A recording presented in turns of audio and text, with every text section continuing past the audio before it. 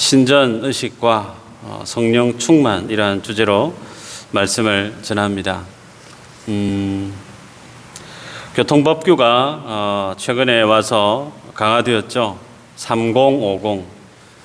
학교 인근에는 30km를 넘을 수 없고, 또 일반 시내 도로는 통상적으로 50km가 제한 속도로 새롭게 규정이 강화되었습니다. 그래서 운전하시는 분들마다 더 운전하실 때 조심하게 되어지죠.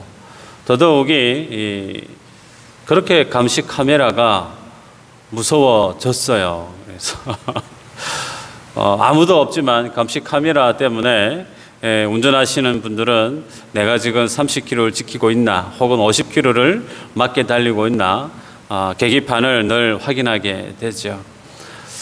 마치 이와 비슷한 삶의 습관이 누구에게 있냐면 하나님을 예배하는 성도에게 있습니다.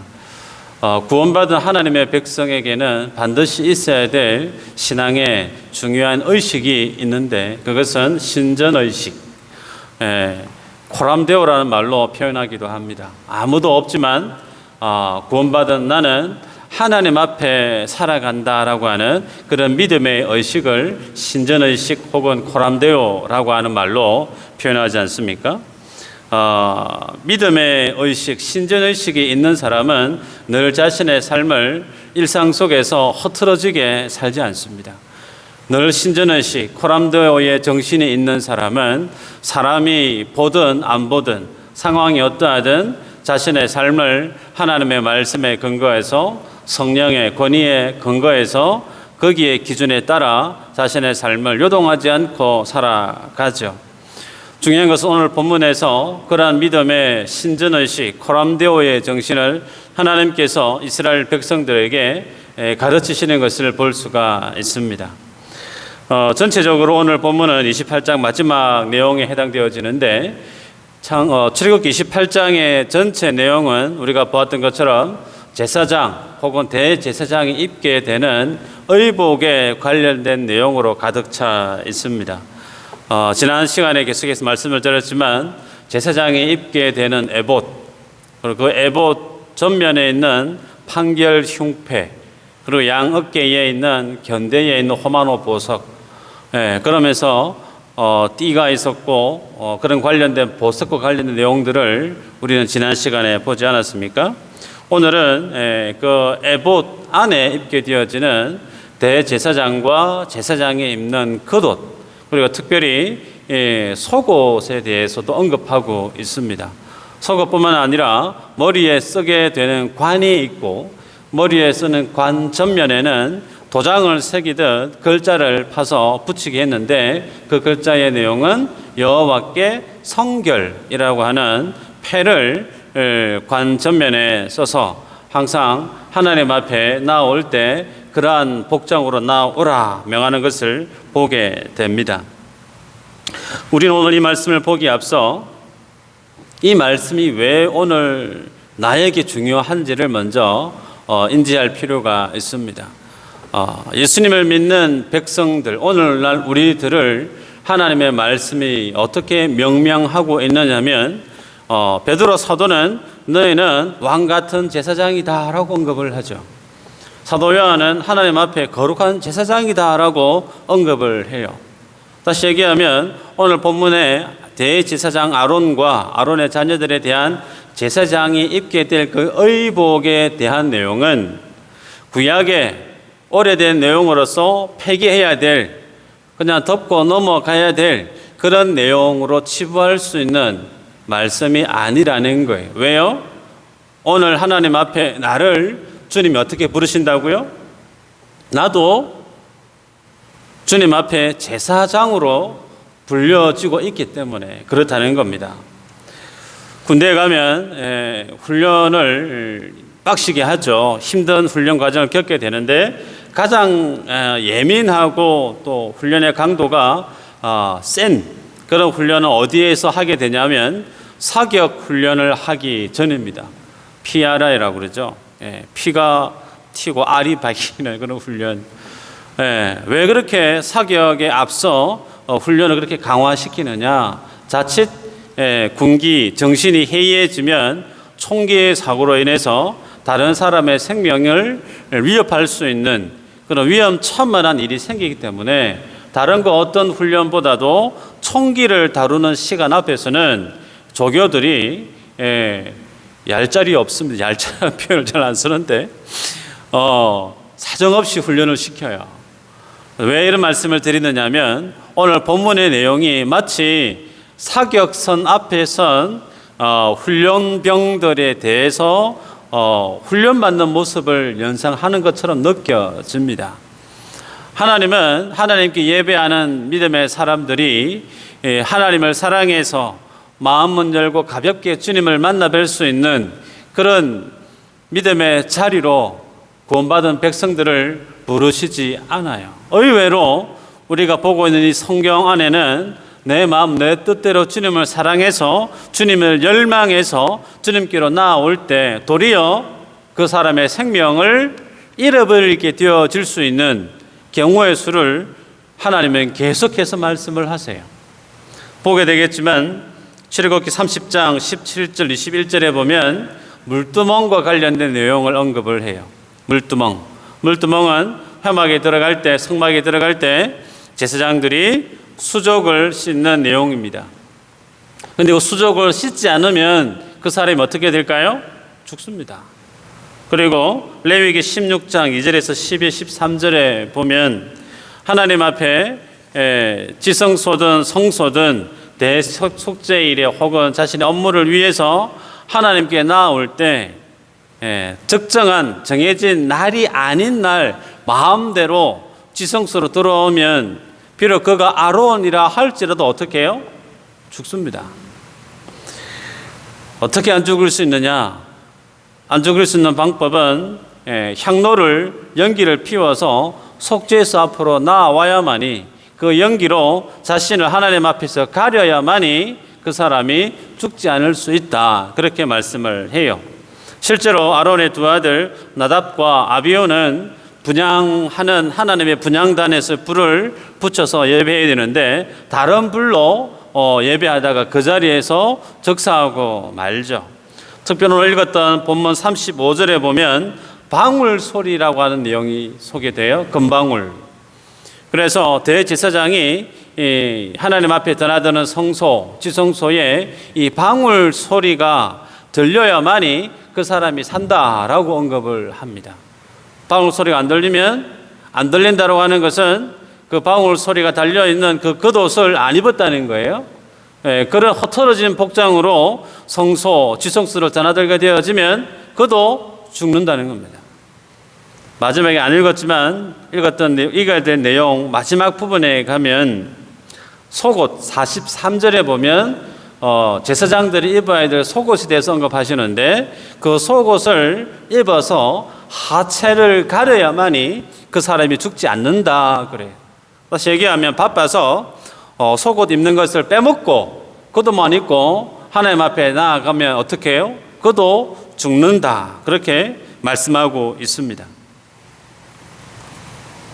자, 이 정도면 여러분 하나님께서 아론과 그의 자녀들을 제사장 가문으로 하나님이 선택하셨는데 사랑해서 귀하게 들어서시는 가문으로 영광스러운 인생으로 주님이 부르셨음에도 불구하고 성경 곳곳에는 무엇이 녹아져 있느냐면 자칫 잘못하면 죽는다라는 언급이 계속해서 반복되어집니다. 마치 하나님을 예배하는 믿음의 삶의 걸음걸음이 주례밭을 통과하는 것처럼 실제적으로 아론과 제사장들의 삶의 기준에서 볼 때 하나님을 예배하는 그 삶의 모습이 얼마나 긴장이 되었을까 좋게 상상할 수가 있습니다.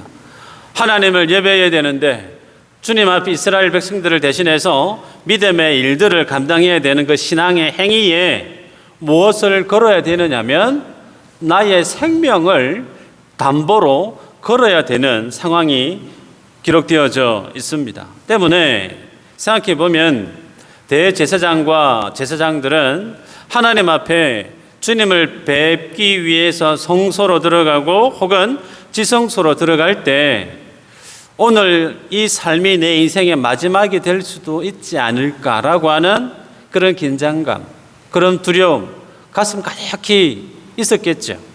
뿐만 아니라 그 연장선 위에 오늘 내가 주님 앞에 최고로 거룩한 모습으로 최선을 다해 주님 앞에 준비된 모습으로 내가 나아가고 있는가 돌아보지 않을 수 없겠죠.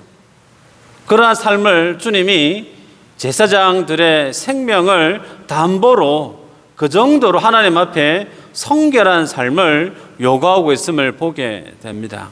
그런데 이러한 대제사장과 제사장에 대한 성결에 대한 부분을 주님이 요구하시는 이 내용이 오늘 왜 예배하는 오늘 나와 나에게 있어서 관련이 있고 중요하냐면 그 정도로 오늘날 예배하고 있는 나에게도 주님은 그러한 삶의 모습을 요구하고 있다는 사실이, 그렇기에 오늘 본문을 대할 때 가볍게 대할 수 있는 본문이 결코 아님을 보게 됩니다. 자, 그렇다면 대제사장과 제사장들이 착용했던 의복에 대해서 짧게 한번 보도록 하겠습니다. 31절에서 39절까지의 내용은 대제사장 아론이 입게 되는 대제사장의 의복에 대해서 언급하고 있죠. 겉옷이 있고 그리고 반포, 속옷이라고 되어져 있고 머리에는 마치 이슬람인들이 쓰는 터번과 같이 그런 관을 쓰게 했습니다. 그리고 그 전면에는 도장을 새기듯이 순금으로 여호와께 성결이라고 하는 패를 이마 전면에 부착하게 했습니다. 그리고 허리에는 띠를 띠게 했죠. 자, 이런 모습을 보면서 겉옷은 전부 청색으로 만들어라 그렇게 언급하는 걸 보게 돼요. 시내산에 주님이 임재하셨을 때 청옥을 편듯하고라고 하는 표현을 기억나십니까? 그래서 청색은 무엇을 상징하느냐면 하나님의 영광을 상징한다. 이전에 한번 말씀을 드린 적이 있죠. 자, 재밌는 것은 그 옷이 통으로 짠 옷이에요. 통. 그래서 머리만 쏙 들어갈 수 있도록, 그죠? 자, 그리고 그 옷의 가장자리는 청색, 자색, 홍색 실로 특이하게 석류를 수놓아 만들어라 그렇게 언급하죠. 그래서 석류를 겉옷 맨 하단 부분에 석류를 수놓아서 만들고 석류 하나에 뭘 달게 했죠? 금방울을 달게 했는데 그것을 비율을 1:1이에요. 그래서 석류 하나에 금방울 하나 그렇게 해서 삥 둘러서 겉옷의 가장자리 맨 하단 부분에 석류와 금방울을 달게 했다는 겁니다. 참 특이하죠?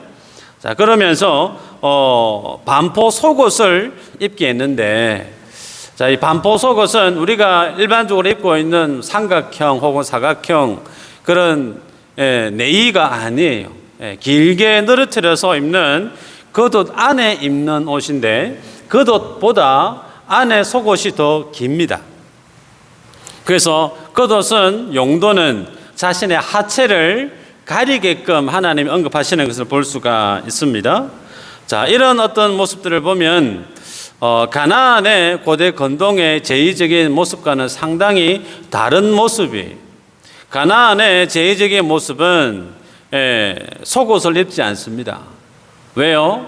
가나안의 신앙의 문화는 성적인 문란이 일상화되어져 있습니다. 그래서 다산의 축복을 가장 최고의 복으로 여기기 때문에 하체를 드러내고 살아가는 것이 부끄럽게 여기지 않았지만 하나님은 그와는 정반대로 반포 속옷을 필히 입게끔 하시는 것을 볼 수가 있어요. 그리고 하단부에 방울을 달게 한 거, 그리고 석류를 술을 넣어 달게 한 거, 상당히 특이하다 할 수가 있죠.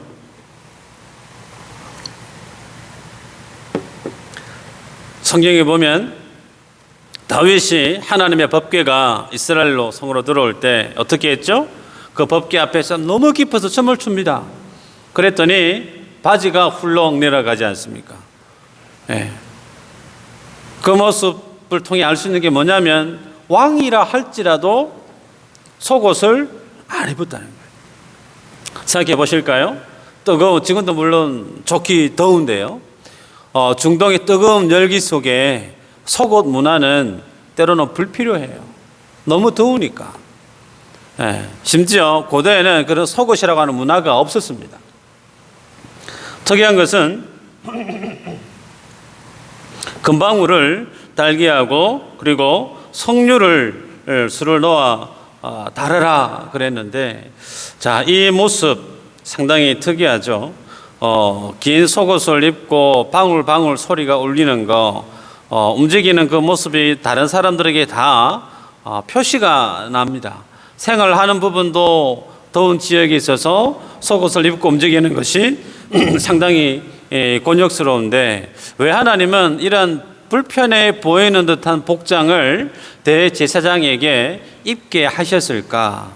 오늘날도 비슷하지만 옷이라고 하는 것 안에는 두 가지의 큰 기능이 있습니다. 하나는 자신의 수치스러운 부분을 가리는 것, 부끄러운 부분을 가리는 것, 그런 용도가 있죠. 성경에 보면 아담과 하와가 에덴에서 하나님 앞에 범죄했을 때 자신의 벌거벗은 몸을 부끄러워했습니다.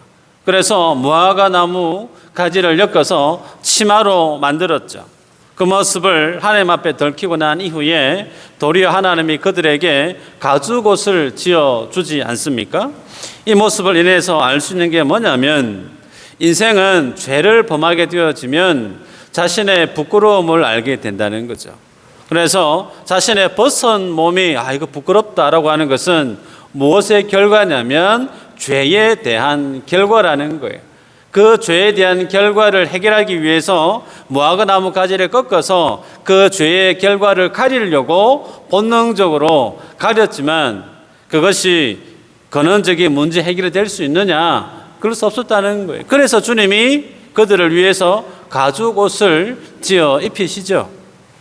성경이 옷에 대해서 첫 번째 가지고 있는 메시지는 인간의 죄를 가려야 된다는 거예요. 그것을 가릴 수 있는 능력이 인생에게는 없다는 겁니다.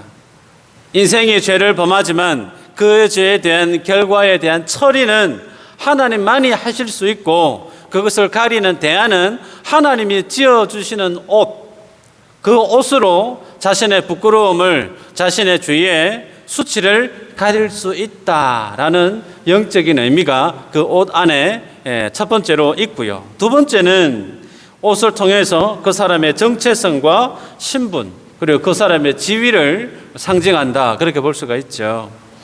성경에는 왕은 옷을 이렇게 입어야 된다, 옷감은 이런 재질이고 문양은 이래야 되고 그 옷을 입지 않으면 너 죽는다 라고 하는 그런 내용 보신 적 있으세요?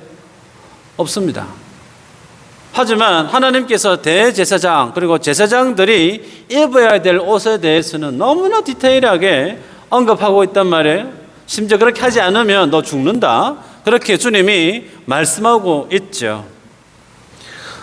신명기 8장 6절에 보면 이스라엘 가나안의 풍성함에 대한 작물들을 소개를 합니다. 거기에 보면 밀, 보리, 포도나무, 무화과, 그다음에 올리브, 꿀이 있고, 그리고 뭐가 있느냐면 석류가 소개돼요.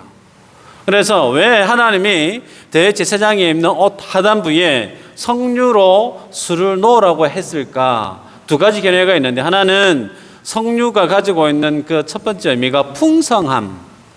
석류가 익게 되어지면 이제 벌어지죠. 벌어지면 그 안에 빨간 씨앗이 보기만 해도 참 탐스러울 정도로, 맛은 좀 호불호가 갈릴 수 있겠지만 딱 보면 정말 이쁘지 않습니까? 참 가득 차 있는. 그래서 석류는 하나님의 풍성함을 상징할 때 성경에서 차용되어지는 표현으로 등장하곤 합니다. 두 번째는 이 석류가 뭐와 연관되어져 있느냐면 이스라엘에 하나님이 주셨던 613가지의 율법을 상징한다, 그렇게 표현을 해요. 왜냐하면 613가지 정도로 석류 안에는 그 수에 버금갈 만한 씨앗들이 가득 차 있다. 꼭 1:1로 개수가 맞지는 않겠죠. 그런데 그 정도로 씨앗이 가득 차 있는 그 모습을 613가지의 율법을 상징하는 것으로 해석하는 견해가 있습니다.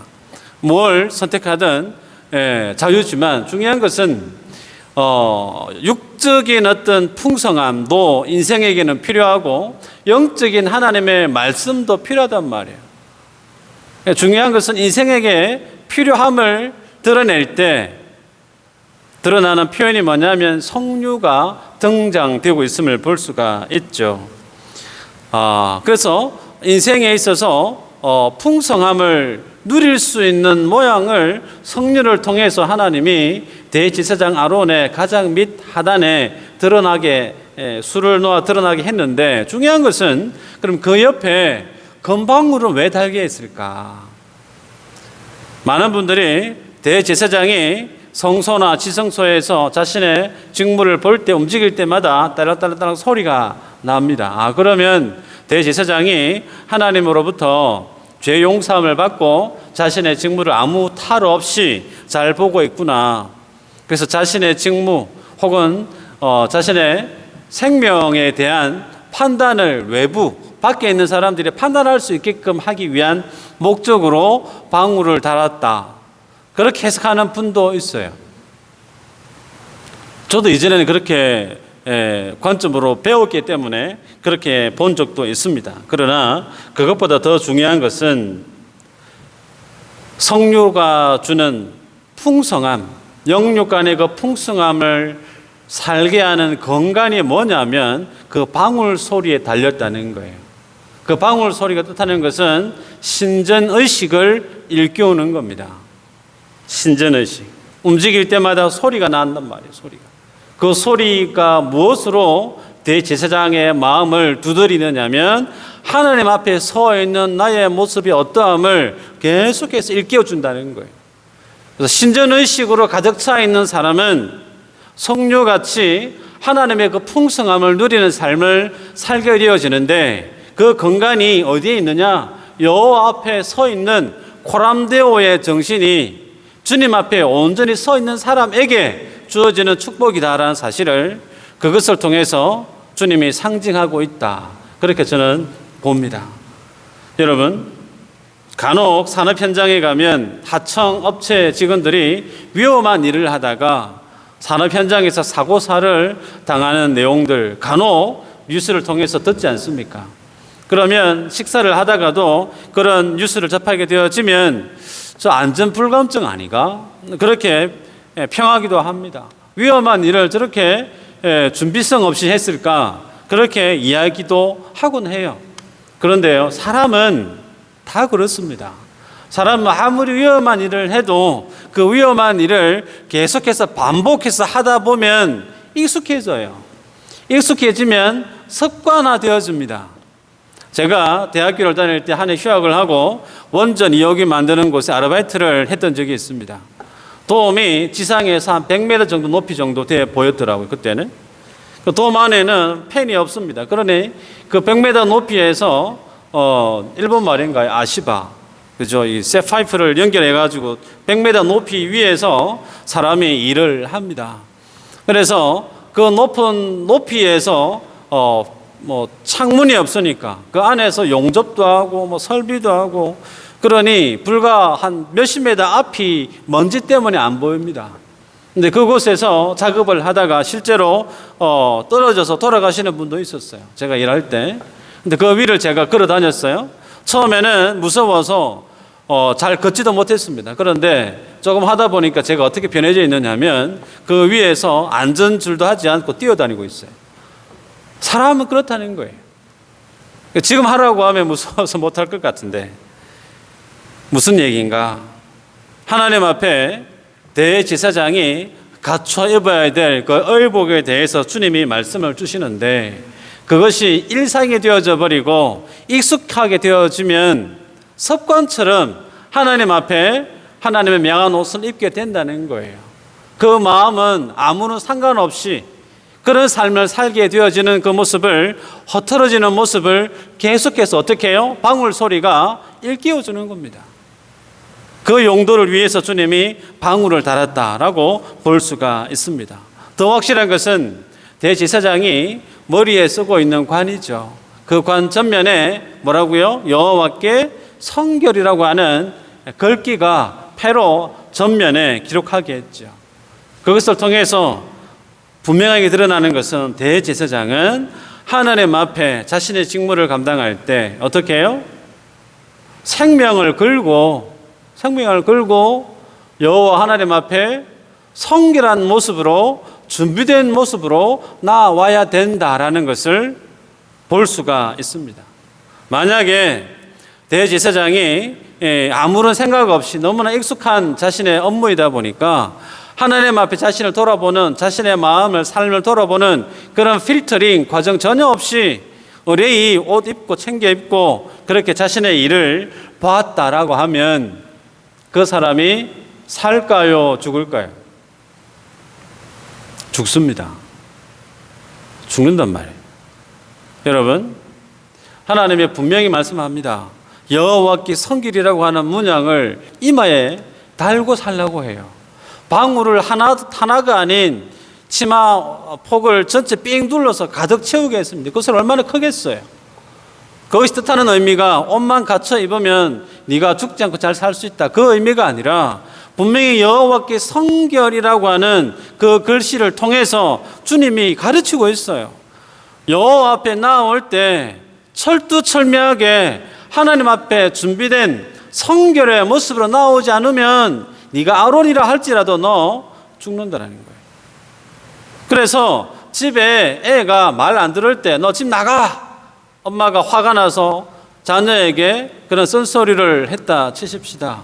그러면 그 얘기를 문자적으로 해석해서 안녕히 계십시오, 나가겠습니다, 오늘부로 안녕히 계십시오. 그런 자녀 있어요? 아니잖아요. 그 말의 진위가 뭔지 알 수 있지 않습니까? 그래서 대제사장은 하나님 앞에 자신의 직무를 볼 때 성결하게 해야 된다라는 부분을 강조하는데, 중요한 것은 그러면 그러한 대제사장의 성결한 모습을 주님이 요구하실 때 그 모습은 아론과 그의 자녀들에게만 해당되어지는 의미일까라는 거예요. 아론의 자녀들만 깨어서 경성하고 성결한 삶을 살면 이스라엘은 무탈할까요? 그거 아니란 말이에요. 왜요? 아론의 가슴판에는 판결 흉패라고 해서 말씀드렸죠, 그죠? 이스라엘 12지파가 가슴에 달려 있습니다. 양쪽 어깨에 이스라엘 12지파의 이름이 걸려 있단 말이에요. 그래서 그가 하나님 앞에 나아가서 제사를 드릴 때 아론 혼자만 그래 너 제사를 받아줄게가 아니란 말이죠. 아론은 이스라엘을 대표하는 대표성이기 때문에 아론이 하나님 앞에 그렇게 성결한 삶을 산다는 것은 아론뿐만 아니라 이스라엘 백성 전체가 동일하게 하나님 앞에 마치 아론과 같이 그러한 성결한 삶을 살아야 됨을 지칭하죠. 여러분, 그렇기 때문에 오늘 이 본문은 오늘 우리들에게 있어서 크게 두 가지의 교훈을 전합니다. 하나는 하나님 앞에 예배하는 나의 믿음의 자세를 냉철하게 보게 합니다. 그 믿음의 자세가 어떠해야 되는가? 여러분, 하나님은 속옷을 입지 않으면 죽게 된다. 성소 드나들 때 방울 소리 나지 않으면 반드시 죽게 된다. 여호와 앞에 드나들 때 여호와께 성결이라고 하는 그 관, 그 패를 쓰지 않으면 아무리 열심히 올려드린 제사용 성물이라 할지라도 하나님이 그거 받지 않는다는 거예요. 여호와께 성결이라고 하는 그런 과정, 제사장이 입어야 될 그 모든 의복을 다 착용을 해야만이 그런 과정 하에 하나님 앞에 올려드리는 제사, 하나님이 그것을 기뻐 받겠다, 그렇게 말씀을 하고 있습니다. 이런 1절의 전체의 내용은 철저하게 하나님 앞에 성도가 어떻게 살아야 되느냐면 신전의식을 점검하고 코람데오의 정신을 자신의 삶 속에 날마다 비추어서 주님 앞에 나와야 된다라는 것을 강하게 언급하고 있습니다. 그렇기 때문에 성도는 아무렇게나 준비성 없이 습관적으로 타성에 젖어서 하나님 앞에 예배할 수가 없죠. 대제사장 아론 머리 관으로 덮입니다. 에봇도 입었는데 그 안에 겉옷도 입어야 돼요. 그 안에 반포 속옷까지 입어야 됩니다. 그리고 허리에 띠를 동여맵니다. 철저하게 뭘 하느냐면 인생의 부끄러운 죄의 모습을 그 옷으로 다 가려야 된다는 거예요. 계속해서 우리가 말씀을 보았지만 대제사장의 그 의복은 무엇을 상징한다고요? 예수 그리스도의 옷을 상징한다 말씀하지 않았습니까?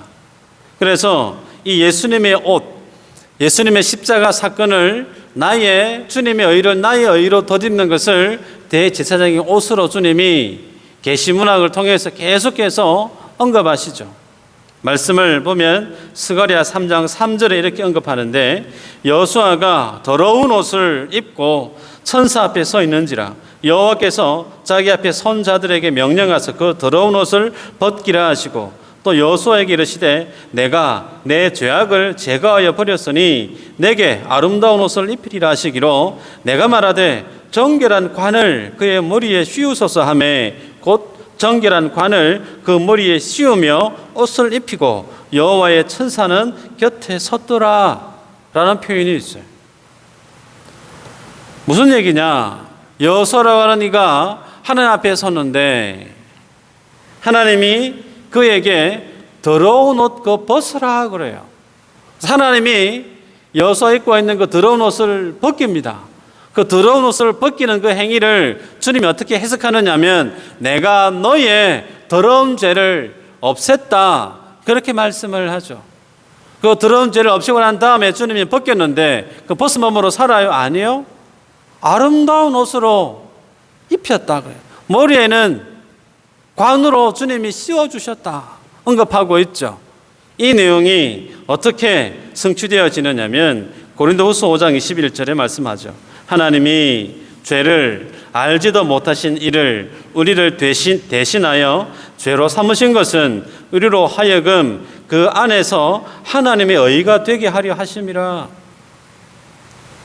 우리로 하여금 하나님 안에서 의가 되게 하시기 위해서 우리를 대신해서 예수님을 죄로 삼았다라고 사도 바울이 해석하고 있습니다. 결국은 대제사장이 입는 그 무더운 뜨거운 열기, 그 중동 땅에서 온몸을 옷으로 다 감싸는 그것은 결국은 예수님의 옷으로 입어야 됨을 신약의 시대에 살아가는 우리들에게 계시로 알려주고 있다는 사실이에요. 예수님의 옷을 입고 나오지 않으면 그는 하나님 앞에 설 수가 없다는 뜻입니다. 자, 그렇다면 여러분, 우리가 주님 앞에 설 때 대제사장에 준하는 모습으로 그러한 정신으로 주님 앞에 예배하고 있느냐? 옷깃을 세우고 양말을 신고 세수를 하고 거울 앞에 자신의 모습을 확인을 할 때 자칫 잘못하면 오늘 예배 드리다가 내가 주님 앞에 죽을 수도 있구나 라고 하는 그런 긴장감을 가지고 예배하는 성도가 있느냐? 아무도 안 계실 거예요. 아무도 안 계실 거예요.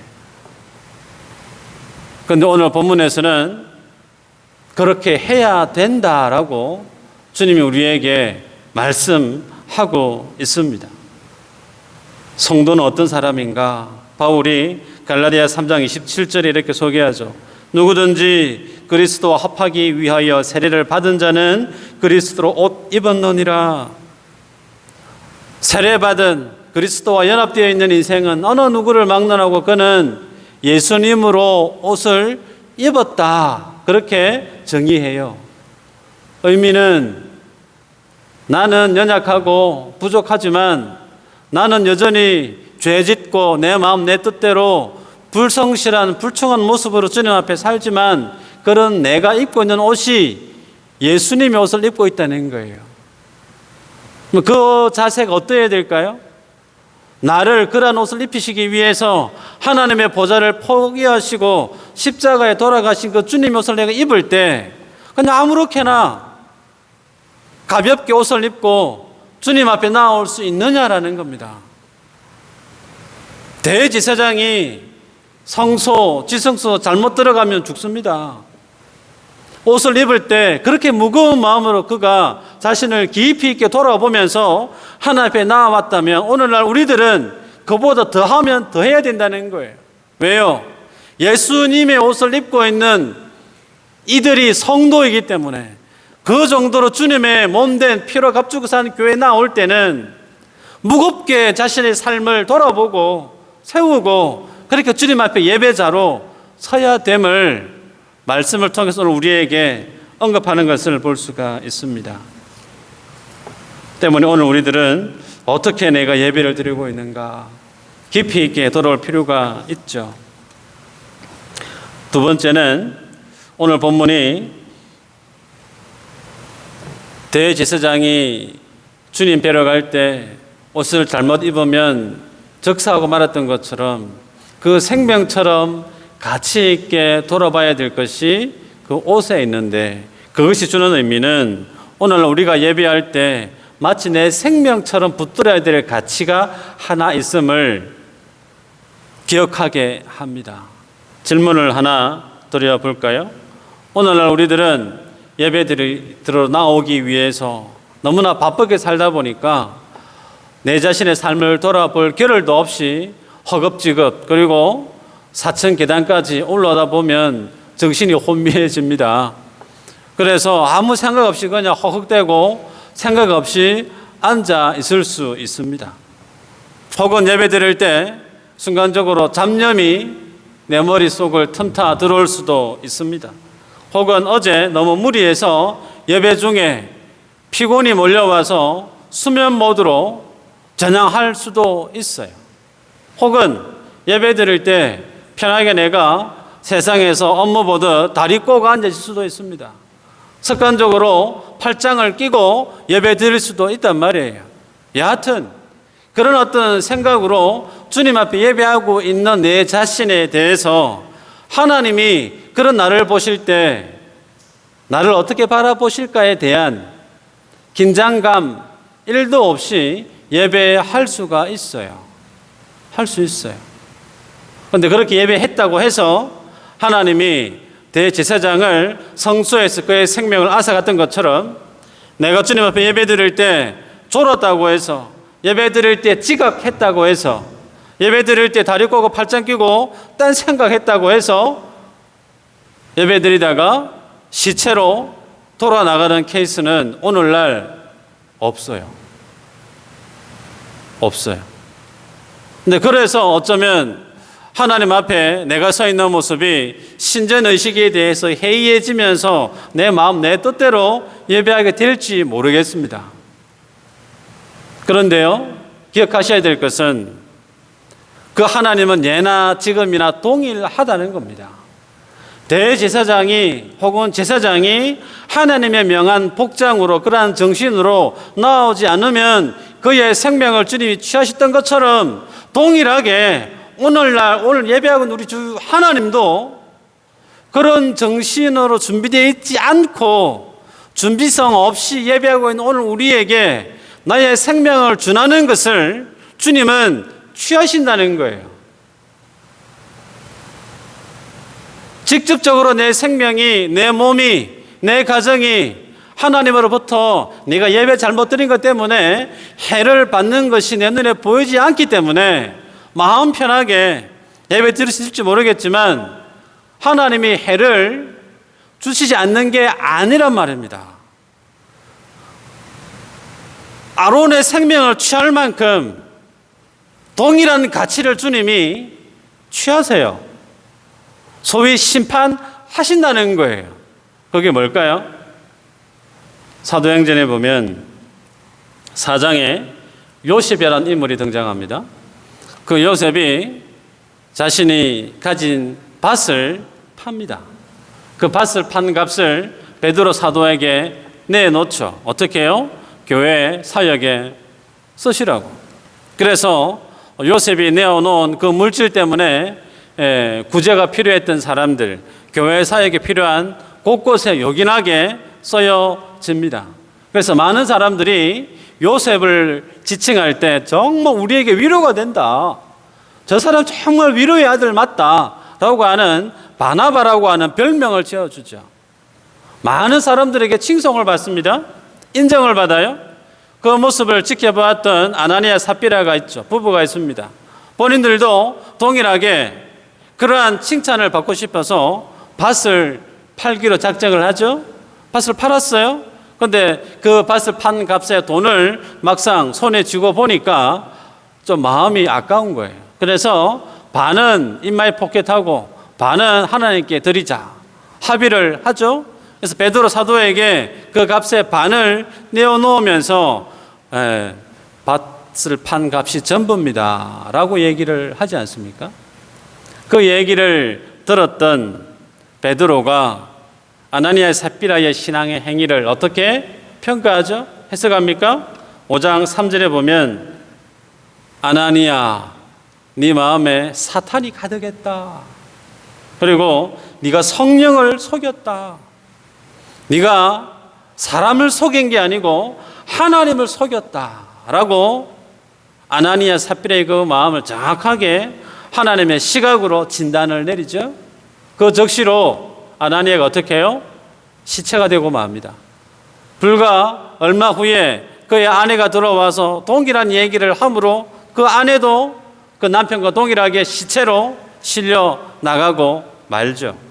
소위 얘기하면 하나님 앞에 헌금 드리겠다고 서원했다가 헌금 떼먹어서 죽은 거예요. 하나님으로부터 벌받아 죽었습니다. 자, 이런 어떤 내용들 나에게 한번 적용해 볼까요? 지금까지 주님 앞에 내가 신앙생활 해오면서 나는 하나님 앞에 11조 단 한 번도 떼먹은 적 없다. 그런 분 있으세요? 있으시면 정말 감사합니다. 근데 저도 그런 적이 있어요.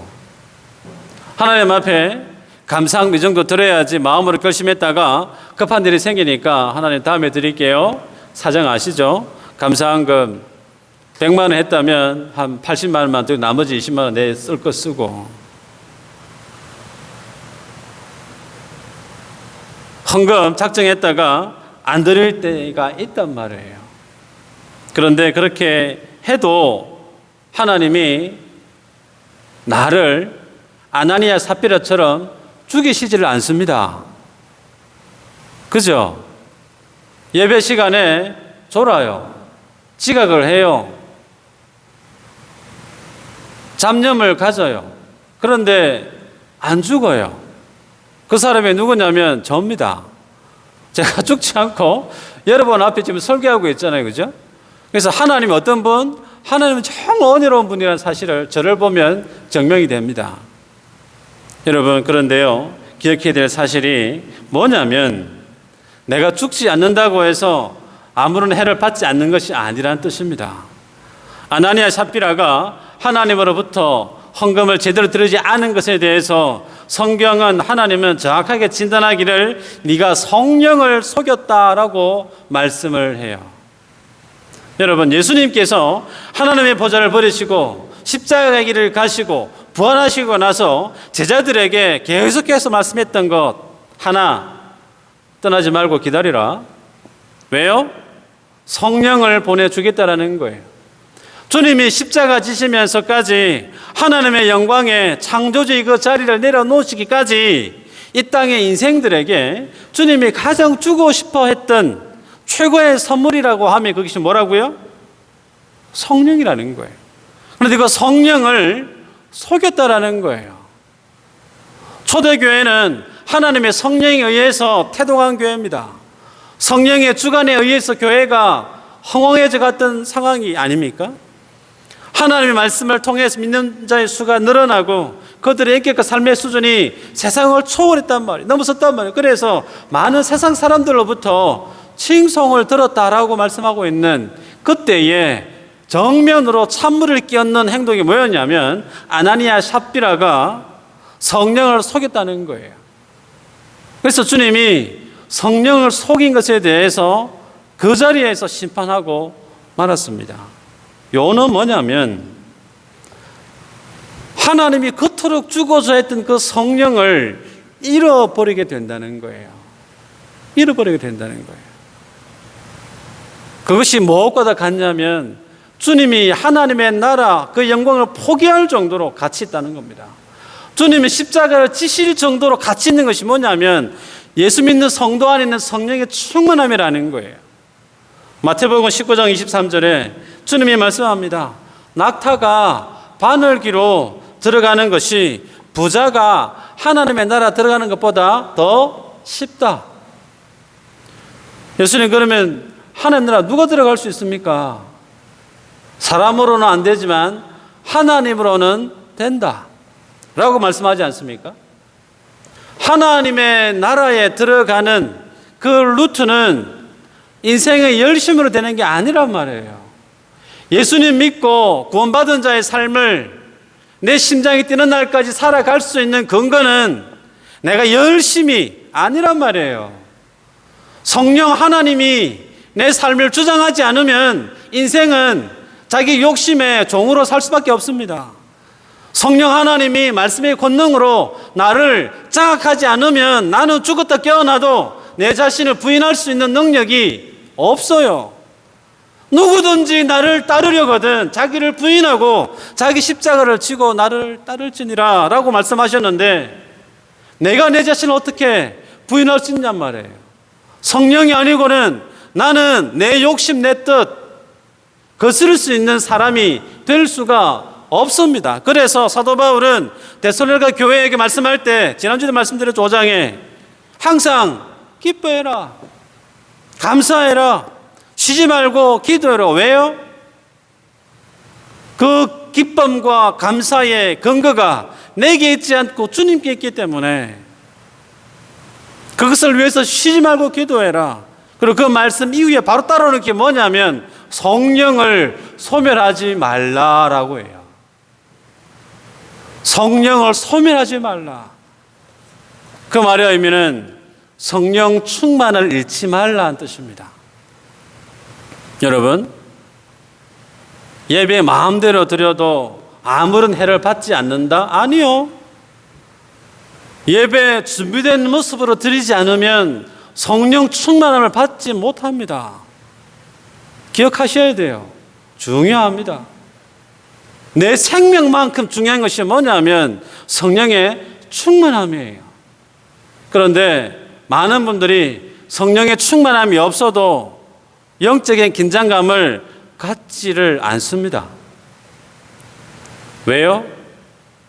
성령 충만하지 않아도 내 통장에 잔고가 넉넉히 있어요. 성령 충만하지 않아도 내 마음이 허하고 시간이 나면 전화하면 내 귀를 즐겁게 해줄, 내 마음을 즐겁게 해줄 친구들이 절비하거든요. 때가 되면 전화번호 누르면 나와 함께 반갑게 식사 교제할 수 있는 친구가 있습니다. 짬이 나면 나를 즐겁게 하는 취미활동 해줄 수 있는 사람들이 있습니다. 그걸 즐길만한 건강이 내게 있어요. 그러니 성령 충만하지 않아도 긴장감이 없어요. 그렇게 살던 인생이 돈 의지하던 인생이 돈이 말라가고 사람 의지하던 사람이 자기를 떠나가고 건강을 자랑하던 인생이 건강의 위협을 느끼게 되어지면 그제야 하나님 앞에 겸비하게 되죠. 사람이 지혜롭다고 하지만 사람만큼 어리석은 이가 없어요. 말씀을 맺고자 합니다. 갈라디아서 5장 16절 이후로 보면 사도 바울은 사람을 두 종류로 대조를 해요. 성령의 사람과 육체의 사람. 성령의 사람은 성령을 따라 살기에 성령의 9가지 열매를 맺는다. 그렇게 말씀을 하죠. 그러나 그 성령의 충만함을 상실한 사람은 종국에는 육체의 삶을 살게 되는데 5장 19절 이후로 육체의 삶을 사는 사람들이 쏟아내는 배설물과 같은 것을 쭉 열거하죠. 음행과 더러운 것과 호색과 우상 숭배와 주술과 원수 맺는 것과 분쟁과 시기와 분냄과 당 짓는 것과 쭉 이렇게 여러분, 그래서 하나님 앞에 성령으로 사는 사람의 삶의 마지막은 6장 8절에서 무엇으로 정의하냐면 영생으로 종결 짓습니다. 성령 충만함을 따라 성령에 의해서 자신의 삶을 장악당한 인생은 종국에는 영생하는 것으로 삶을 살게 되어지나 그 성령의 충만함을 잃어버린 인생은 결국은 무엇으로 종결되어지느냐면 썩어 없어질 것들을 위해서 살다가 그냥 그렇게 간다라고 기록하고 있어요. 사랑하는 여러분, 성령의 충만함을 회복하시기를 주의 이름으로 간절히 축복합니다.